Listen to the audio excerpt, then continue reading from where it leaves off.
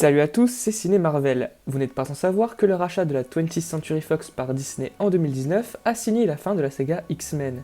En effet, celle-ci fera bientôt l'objet d'un reboot au sein du Marvel Cinematic Universe, au même titre que les 4 Fantastiques. La saga X-Men, débutée par la Fox en 2000 et qui s'est achevée récemment en 2020 avec les Nouveaux Mutants, ne compte pas moins de 13 films.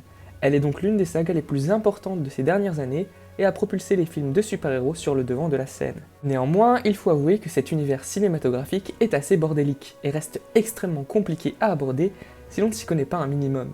Entre les incohérences, les voyages dans le temps, on s'y perd facilement et le visionnage de ces longs métrages peut rapidement devenir un véritable calvaire. Maintenant que cette saga est terminée, et comme je l'ai fait avec le MCU, je me suis dit qu'il était temps de vous proposer le meilleur ordre de visionnage possible pour se plonger dans l'univers des mutants. Je tiens à préciser que ce n'est qu'un ordre possible, il n'est pas universel, mais selon moi le meilleur pour débuter la saga X-Men. De plus, il faut privilégier un ordre logique pour ne pas s'y perdre, même s'il est évident que la chronologie est extrêmement importante. Après cette petite mise au point, il est temps de rentrer dans le vif du sujet. Le premier film de cette saga à visionner n'est autre que X-Men le commencement, car son histoire se déroule chronologiquement bien avant toutes les autres. En effet, on assiste à la rencontre de Professeur X et de Magneto dans les années 60, autrement dit en pleine guerre froide. On enchaîne ensuite avec X-Men Origins Wolverine qui nous raconte, comme son nom l'indique, les origines de Wolverine, le mutant le plus apprécié de la saga, dans les années 80.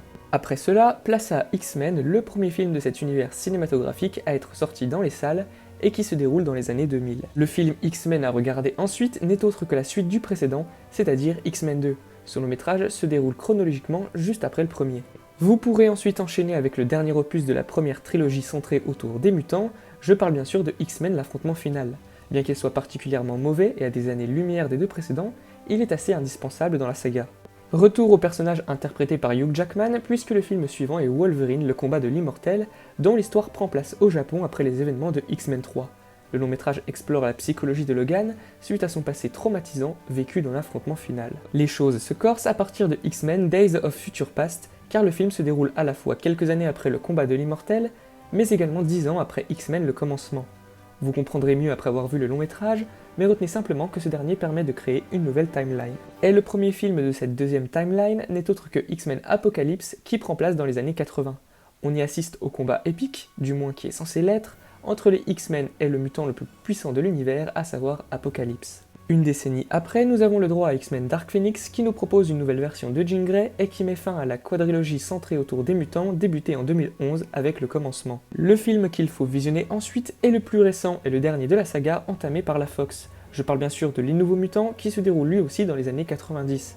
Je vous invite à visionner ma critique sur ce long métrage si ce n'est pas déjà fait. Gros saut dans le temps puisque nous arrivons à l'époque du film Logan, soit en 2029. On y suit les aventures de Wolverine dans un futur apocalyptique où la majorité des mutants a été exterminée. Enfin, vous pouvez terminer votre marathon X-Men avec Deadpool puis Deadpool 2, qui sont deux films centrés sur Wade Wilson, alias Deadpool.